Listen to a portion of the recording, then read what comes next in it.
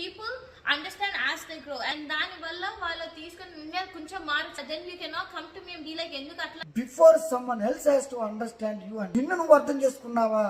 Jumping to another place అనేది just కూర్చొని think చేస్తే మీరు జంప్ చేస్తున్నాం మేము ఎందుకు అంటాం? ఎందుకంటే మీరు చెప్పరు, నిజం చెప్పేది ఉండదు. చేసిన యాక్షన్ బట్టే మేము ఆలోచిస్తాం.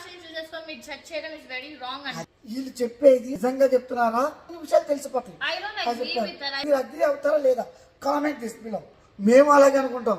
అలా పెళ్లి చేసేస్తే వీళ్ళు సరి అయిపోతారు, కానీ ఎంతవరకు నిజం?